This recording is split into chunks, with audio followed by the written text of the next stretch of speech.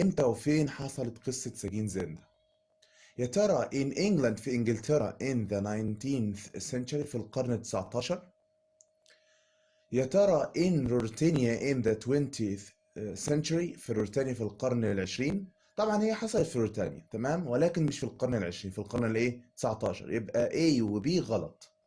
طب روتينيا دي فين؟ في أوروبا، وبالتالي الإجابة C صح، اللي هي in Europe in the 19th century في أوروبا في القرن الايه 19. رقم 2.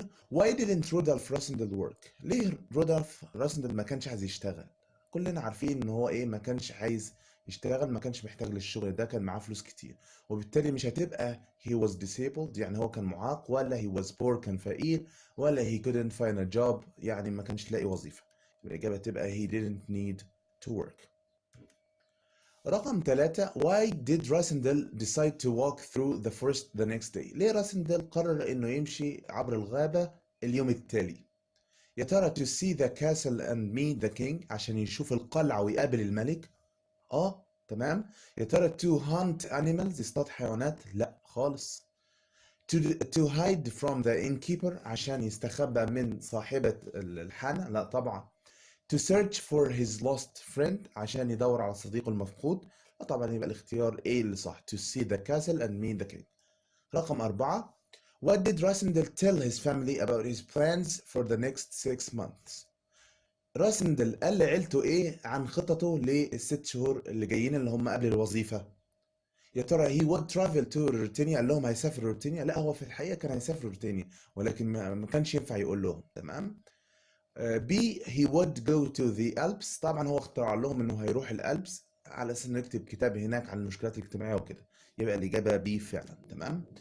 he would attend the coronation، هو فعلا عايز يحضر التتويج ولكن ما قالهمش كده. he would go hunting، هيروح يصطاد؟ لا طبعا. طيب نيجي بقى أسئلة التفكير النقدي. رقم 1. Do you think a person like Rassendel is very serious about work for or life? Why not؟ يعني هل تعتقد شخص زي راسندل كده واخد الأمر بجدية شوية عن العمل والحياة؟ ليه ولا؟ يعني ليه أو ليه لا؟ طبعا الإجابة نقول لا طبعا، أعتقد إن هو إيه، شخص جاد، لأنه كان يحب الحياة ليه، الإيز لايف والكلام ده كله.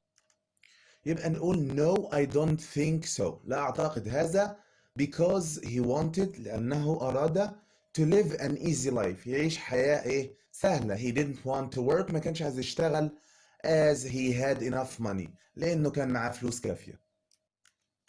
رقم 2. Do you agree؟ هل أنت توافق on the excuses الأعذار that راسندل gave اللي قالها راسندل for not working لعدم العمل and why وليه؟ طبعا مش هنوافق يعني، لأن كل شخص المفروض يشتغل. يبقى no because everyone whether he is rich or poor، يعني أي شخص سواء كان هو إيه، فقير أو غني should do something useful in life، لازم يعمل حاجة مفيدة فين؟ في الحياة. رقم 3. What do you think of the future king of Ruritania's lifestyle؟ إيه رأيك في أسلوب حياة الملك المستقبلي لروتانيا؟ طبعا كانت حياة كسولة يعني، ما كانش فيها أكشن وكده، يبقى I think it was an easy one. He preferred eating، فضل الأكل to action على الإيه؟ على العمل. He also loved hunting، هو أيضا أحب الإيه؟ الصيد. Exercise 2. Number 1. Why had the Rassendel family been interested in the Elfberg family؟ ليه عيلة راسندل كانت مهتمة بعيلة إلفبرغ؟ يا ترى because the Elfbergs had red hair، لأن الإلفبرغز كان عندهم شعر أحمر؟ يا ترى as Countess Amelia married one of the Elfbergs، لأن الكونتيسة أميليا تزوجت واحدة من عائلة الإلفبرغز؟ طبعا هي الإجابة، تمام. رقم 2. What sort of work did Rose suggest رودolf should do؟ ايه نوع العمل اللي روز اقترحت رودolf انه يعمل؟ يا ترى to work as an ambassador، يشتغل كسفير؟ لا، هو يشتغل مع السفير اللي هو مين؟ جيكوب بورادل، يبقى دي، يبقى الإجابة تبقى to work with Sir Jacob Borrell. رقم 3. What did the owner of the inn think of Michael Duke of Streltsov؟ صاحبة الحانة كان اعتقادها ايه او رأيها ايه في مايكل؟ يا ترى she thought he was a bad person، كان شخص سيء؟ لا طبعا هي حبته، يا ترى she loved him more than his brother؟ طبعا دي الإجابة، أحبته أكثر من أخيه اللي هو مين؟ المفروض هيبقى ملك رودolph the fifth. رقم 4. What made Rose angry؟ إيه اللي خلى روز تغضب؟ when راسندل spoke، لما راسندل اتكلم about his family's important position، عن وضع أو مكانة عيلته الاجتماعية الهامة. طبعا كانت إيه؟ زعلانة عشان أو غضبانة عشان هي عيلتها كانت أقل اهتماما أو أقل أهمية أو أقل مكانة من عائلة راسندل. يبقى الإجابة هتبقى C because her family were less important than the Rasendals. أول سؤال في أسئلة التفكير النقدي. Why do you think Sabt and Fritz were surprised to see Rasendal in the forest؟ ليه تعتقد إن سابت وفريتز كانوا إيه مندهشين إنهم يشوفوا راسندل في الغابة؟ لأنه شبه الملك تمام، يبقى because he looked exactly like the king of Ruritania. رقم 2. How can you show؟ إزاي توضح أو تورينا يعني that the king didn't care about his people، إن الملك ما كانش مهتم بشعبه. طبعا هو كان حياته سهلة بقى، بيحب الصيد والكلام ده كله، تمام. يبقى he always went hunting، دايما كان يروح يصطاد. and he had always lived abroad، ودايما كان عايش في بلاد بره في الخارج يعني. he didn't care for the poor، وكان لا يهتم بالفقراء. 3. in what way are the king of Ruritania and Rasindel alike؟ يعني هم كانوا شكل بعض ازاي؟ بأي طرق كانوا شبه بعض يعني؟ هقول ان هم كانوا ايه identical twin يعني توأم، يبقى they were almost an identical twin، يعني تقريبا هم الاثنين كانوا ايه توأم متماثل identical twin. نحفظ الحاجات دي. they looked exactly like each other، وكانوا يشبهوا بعض تمام. exercise number 3. number 1. how could the old castle of Zenda be reached؟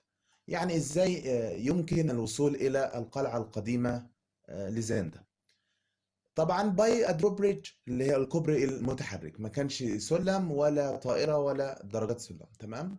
رقم 2. why did راسندل decide to go to Ruritania؟ ليه راسندل قرر انه يروح روريتانيا؟ طبعا عشان يحضر التتويج، وبالتالي to attend the coronation، تمام.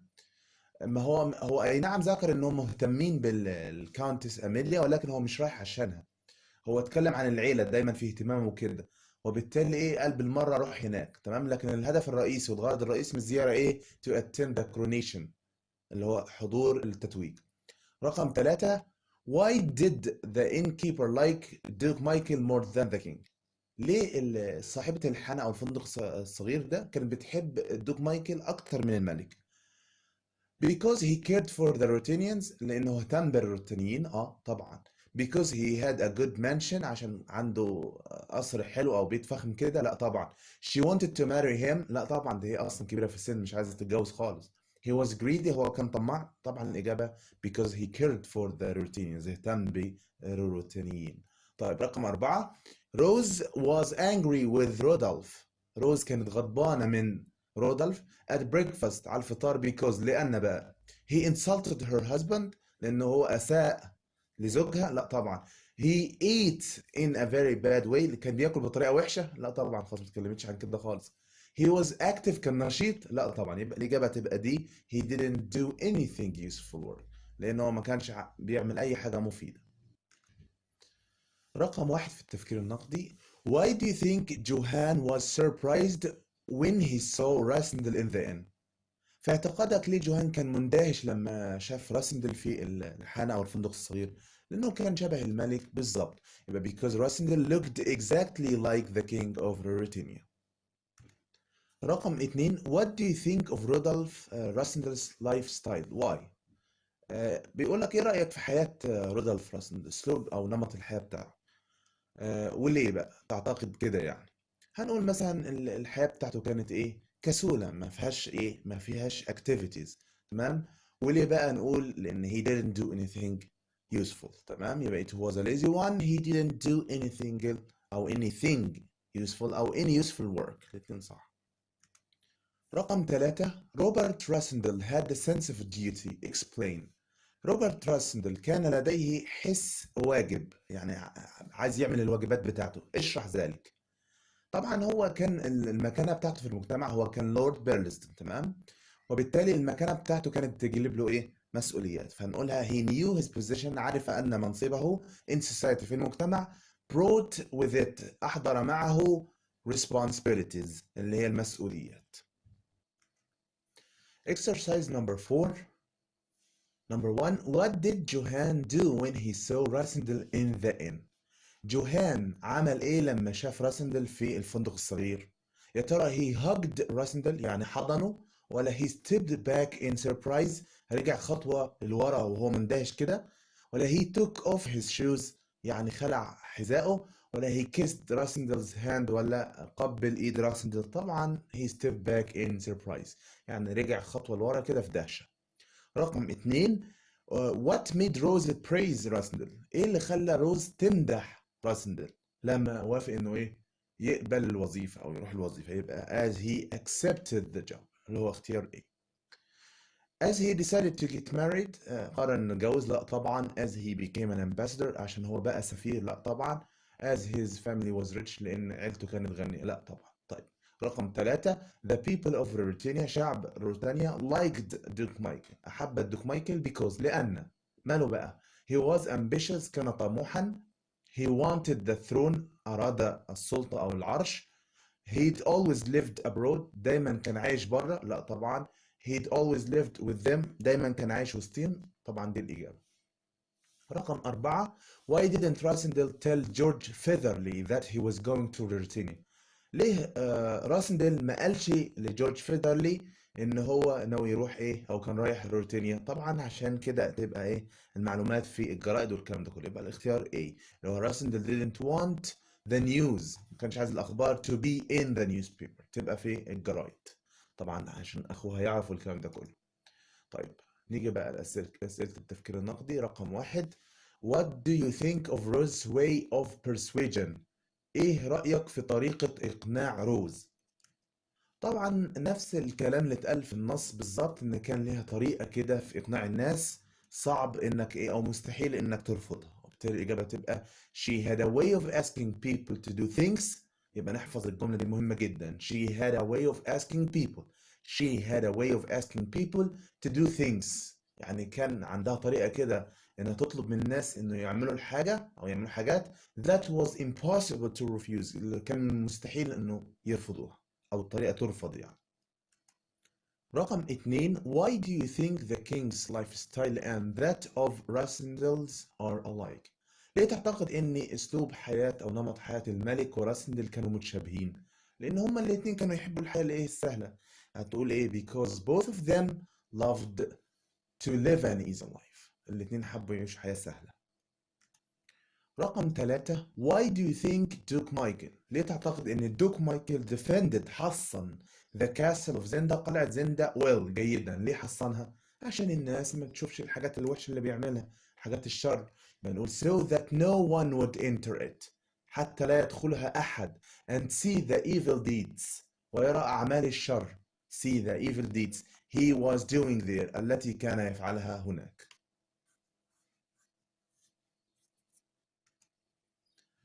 Exercise 5. رقم 1 بيقول what made راسندل accept the job Rose offered him؟ ايه اللي خلى راسندل يقبل الوظيفة اللي روز عرضتها عليه؟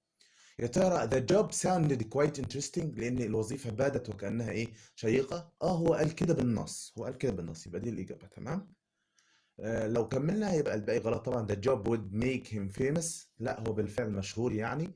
he had always dreamed of working in an embassy يعني هو دايما كان بيحلم يشتغل في سفارة، لا بالعكس هو مش عايز يشتغل أصلا. he would earn enough money from it هيكسب مال كافي، لا بالعكس هو غني كده كده مش محتاج فلوس. رقم 2. what did Colonel Sapton and Fritz von Terlenheim do؟ فريدز وسابت كانوا شغالين ايه؟ they worked for the duke كانوا شغالين لصالح الدوك؟ لا طبعا. they were servants in the mansion كانوا خدم في القصر الفخم او البيت الفخم؟ لا طبعا. they were cooks كانوا طباخين؟ لا طبعا. يبقى الإجابة آخر واحدة اللي هي they worked for the king اشتغلوا ايه لصالح الملك. رقم 3. how did روبرت راسندل، خلي بالك روبرت راسندل مش رودolf، روبرت يعني اخو رودolf see his position in society كان شايف منصبه ايه في المجتمع؟ طبعا كان شايف ان ده مسؤوليات مش فرص زي ما كان شايفها مين رودolf راسندل. تمام. رقم 4 why didn't راسندل tell جوهان about his plan to go walking in the forest؟ ليه راسندل ما قالش لجوهان عن خطط ان هو هيتمشى في الغابة؟ يا ترى عشان راسندل was secretive، كان كتوم يعني ما يحبش يقول اسراره؟ تمشي. راسندل was active، كان نشيط؟ لا غلط. جوهان was a liar، جوهان كان كذاب؟ لا طبعا. راسندل did not like جوهان، لان راسندل ما حبش جوهان؟ لا ما قالش كده خالص. يبقى عشان راسندل was ايه؟ secretive، كتوم يعني. طيب رقم 1 who was wiser؟ مين اللي كان أكثر حكمة؟ سبت or فريدز؟ يا ترى سبت ولا فريدز؟ and why؟ وليه؟ طبعا أكيد سبت، هو اللي عامل كل حاجة يعني، هو اللي مخطط لكل حاجة. يبقى نقول سبت was wiser than Fritz because he suggested making راسندل replace، لأنه هو اقترح إن يخلي راسندل يبدل أو يستبدل مكان الملك، يعني يحل مكان الملك the king، while Fritz suggested، لكن فريدز بقى قال إيه؟ قال اقترح إنه يخبر الناس telling the people of Ruritania that the king was ill. طبعا وكده غلط خالص، لأن الناس أصلا ما كانت هتصدق، يعني كلهم كانوا بيحبوا الديك مايكل، وبالتالي إيه كانت فرصة إيه على طبق من ذهب بالنسبة لهم. يبقى كان هنا مين الأفضل؟ سبت كان أعقل وأحكم. رقم 2 why do you think the guards at the Ruritanian border؟ ليه تعتقد إن الحراس على الحدود الروتانية stared at راسندل، حملقوا في راسندل، يعني كانوا بيبصوا له بصة جامدة كده؟ ليه؟ عشان هو كان شبه الملك بالظبط، يبقى because he looked exactly like the king. رقم 3 why do you think the king of Ruritania wasn't a fighting man؟ ليه تعتقد ان ملك روريتانيا ما كانش راجل مقاتل؟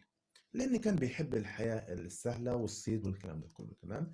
يبقى he loved only hunting and good food، احب فقط الصيد والطعام الجيد. he had always lived easily، كان دايما بيحب يعيش ايه؟ حياة سهلة. Exercise 6 number 1 what was Antoinette de Mauban؟ كانت ايه انطوانيت دي موبا دي؟ كانت an English beautiful lady، امرأة إنجليزية جميلة؟ لا طبعا هي ما كانتش إنجليزية خالص، هي كانت فرنسية. she was a Belgian poor lady، طبعا غلط مش بلجيكية. she was a French wealthy lady، هي دي الإجابة. رقم 2 what did Lord Burlesdon have on his walls؟ اللورد بيلزن اللي هو روبرت راسندل كان عنده ايه على الحوائط بتاعته؟ كان في paintings لمين؟ لأميليا راسندل and her descendants. يبقى الإجابة تبقى B paintings of Amelia and her descendants.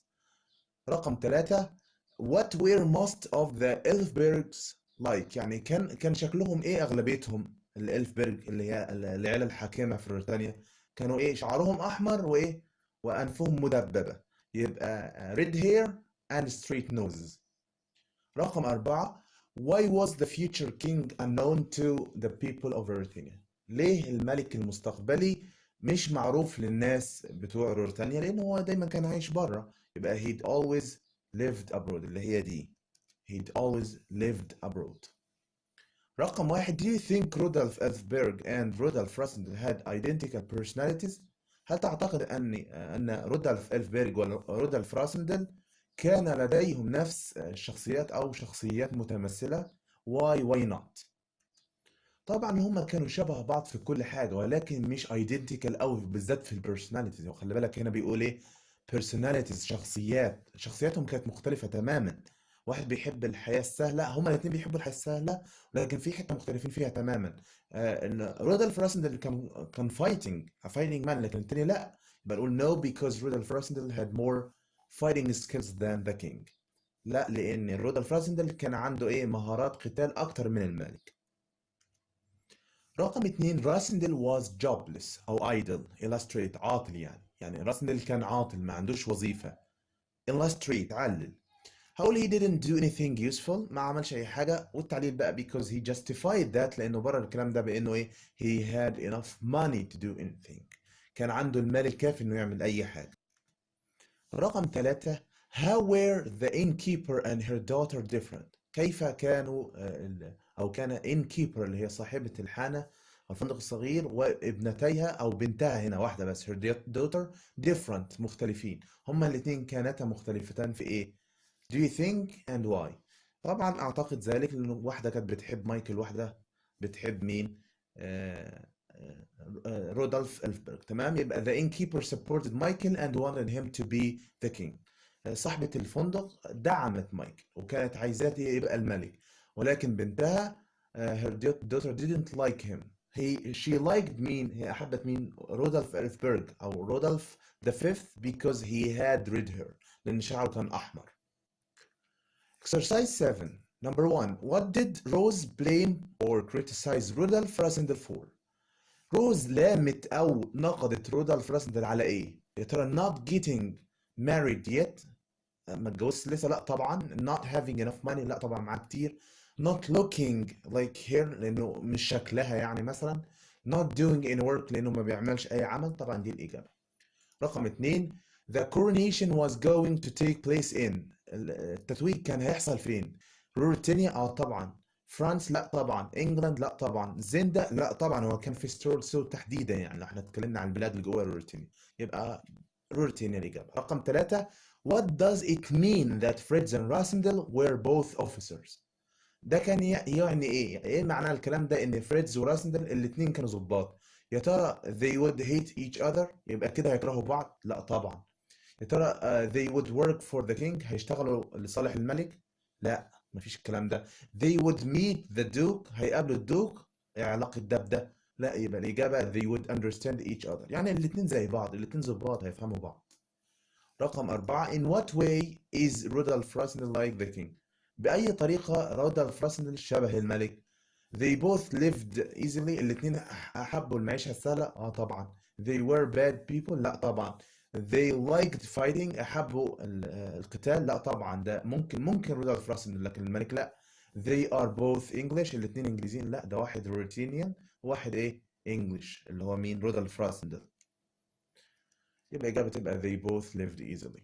طيب، رقم 1. What kind of person do you think Rose Rassendell is؟ في اعتقادك ما نوع شخصية روز راسندل؟ طبعا هي كانت مقنعة وعملية، بقى أقول she was persuasive. persuasive دي الصفة من persuade يقنع، يبقى she was persuasive and practical وعملية. she advised Rassendell، يعني نصحت راسندل to do useful work، يعمل حاجة مفيدة. رقم 2 بيقول روبرت راسندل's position، الوضع الاجتماعي بتاع روبرت راسندل give him responsibilities، اداله مسؤولية. do you agree؟ ايوه طبعا. اول حاجة هو اللورد بيلزدن، وكمان he did his work well and was a good writer، كان كاتب جيد.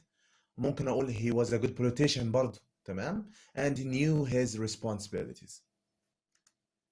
رقم 3. Do you think راسندل was a liar؟ هل تعتقد أن راسندل كان كاذبا؟ why or why not؟ طبعا كان كاذب، لأنه هو قال لهم حاجة وعمل حاجة تانية خالص، يبقى yes because he told his family he was going to the Alps، قال لعيلته إن هو رايح إلى جبال الألب. وفي الحقيقة while in fact في الحقيقة he was going to روتينيا، رايح روتينيا to attend، حتى يحضر the coronation اللي هو التتويج. Exercise 8. Number 1. According to Rassendell، طبقا لراسندل why he was lazy، ليه هو كان كسول؟ as he never wanted to travel، عشان هو ما كانش يحب يسافر خالص؟ لا طبعا. as he didn't have a good job، لأن ما كانش معاه وظيفة حلوة. as his family was important، لأن عيلته كانت مهمة. هي دي، يبقى دي الإجابة، لأن مش هتبقى as he never helped in the house، لأن عمره ما ساعد في البيت. رقم 2. which of the following، ايه اللي من الاختيارات اللي جايه is not a reason، ليس سببا؟ خلي بالكم not a reason، ليس سبب، مش سبب يعني. ان رودolph didn't tell his family، ان رودolph ما قالش لعيلته، ما اخبرش عيلته about his destination، عن وجهة وصول الوجهة اللي رايح لها، المكان يعني. he didn't want Rose to think he was lazy، ما كانش عايز روز تفتكر ان هو كان كسول. طبعا لا، ده سبب، احنا عايزين مش سبب يعني، ليس سببا يعني. he loved telling lies، أحب إخبار الكذب أو أنه يكذب يعني. tell lies يعني يكذب، وبالتالي أكيد هي الإجابة دي، لأنه أكيد لا، ده مش سبب يعني، لأن he was secretive، ده سبب، كان كتوم. وهي نفس معنى بالظبط he didn't like to tell others about his travels، ما كانش عايز يقول للناس التانية عن سفريته، برضه secretive. تمام. رقم 3. فريدز فون ترلينهايم and كورنيل سبت worked for، فريدز وكورنيل سبت كانوا يشتغلوا لصالح مين؟ طبعا دي سهلة، الملك the king of Ruritania. Number 4. How far was Zenda from the Ruritanian border? بعد المسافة ما بين زندا والحدود الروتانية إيه؟ كام؟ 10 كيلو، يبقى 10 kilometers. تفكير النقدي رقم 1. Do you think the Duke and the King could be good friends? Why not? هل تعتقد ان الدوق والملك ممكن يكونوا اصدقاء كويسين مع بعض؟ لا طبعا، لانهم عايزين نفس الشيء. يبقى نقول no، لا، because both of them، الاثنين كليهما wanted the same thing، ارادوا نفس الشيء اللي هو الايه، الحكم وكده. رقم 2. if you were راسندل، لو انت كنت راسندل would you tell Rose you were going to Ruritania؟ كنت هتخبر روز او تقول لروز ان انت كنت رايح روتانيا، وليه؟ طبعا لا، طبعا ما هتفتكر ان لسه برضو انا كسول بحب الدلع وكده، بالتالي هقول no because she would think I was lazy. رقم 3. what do you think of Rasendel's view of work and life؟ ماذا تعتقد في نظرة راسندل للحياة والعمل؟ and why؟ هقول طبعا لا، نظرة خاطئة سيئة، لأن مش كل واحد مع فلوس ما يشتغلش، يبقى it was a bad view because he thought that he didn't want to do useful work as he was rich أو he had enough money. Exercise 9. Number 1. What surprised Rasendel when the train stopped at the border of Ruritania؟ ايه اللي ادهش راسندل لما القطر وقف في الحدود او عند الحدود بتاعت روتانيا؟ ترى he read that، هو قرأ ان the coronation was cancelled، التتويج ألغي، تم إلغائه؟ لا طبعا. The guards asked him if he was a spy، الحراس سألوه هل هو كان جاسوس ولا لا؟ لا طبعا، ما سألوش السؤال ده خالص. See, he read that the coronation، هو قرأ ان التتويج had already been held، بالفعل تم؟ لا طبعا ما تمش تتويج، ده هو اصلا هيبقى الشخص اللي هيتوج يعني. بالتالي الإجابة هتبقى دي the guards stared at his face and passport، لأن الجاردز الحراس ساعتها إيه stared at his face، حملقوا أو دققوا النظر في إيه وجهه والباسبورت بتاعه. طب رقم 2. what benefit would راسندل get from writing a book؟ إيه الفايدة اللي هيحصل عليها راسندل من كتابة كتاب؟ إنه إيه هيدخل في السياسة. الإجابة دي يبقى he would get into politics well. رقم 3. what did راسندل tell سابت and فريدز about himself؟ راسندل قال لسابت وفريدز قال لهم ايه عن نفسه؟ يا ترى he was a traveler from France، هو كان مسافر من فرنسا؟ لا طبعا، قال لهم مش حاجه دي خالص. his brother was Lord Paris، اخوه كان اللورد بتاع باريس؟ لا طبعا. see he loved food، احب الطعام؟ لا برضه. قال لهم ان هو كان ضابط، يبقى he had been an officer in the army. رقم 4. What made راسندل make a choice of Ruritania to visit؟ ايه اللي خلى راسندل ياخد قرار انه يزور روتانيا؟ ليه؟ لان لو فاكرين عيلته كانت مهتمة بالدولة دي، وكمان كان في اقارب ليه اللي هي اميليا راسندل وهكذا، يبقى his family were interested in that country، عيلته كانت مهتمة بالدولة دي، اكيد دي طبعا. ولكن نتأكد برضو he loved Ruritania more than England، لا ما حبش روتانيا اكتر من انجلترا خالص. he was eager to attend، كان شغوفا لأن يحضر the king's wedding، مش coronation، خلي بالكم wedding، حفل زفاف، لا ما كانش رايح عشان كده خالص. he wanted to meet مدام ديموبا، لا برضه.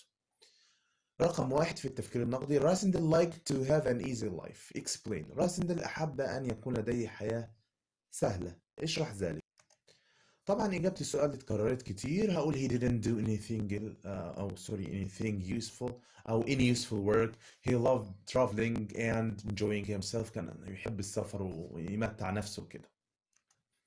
رقم 2. do you agree with what Rassendel said to justify not doing anything and why؟ هل توافق باللي قاله راسندل إنه يبرر عدم فعل أي شيء؟ justify يعني يبرر، justify. طبعا نفس برضو الإجابة خدناها قبل كده، نقول no because every person should do something useful. تمام. رقم 3.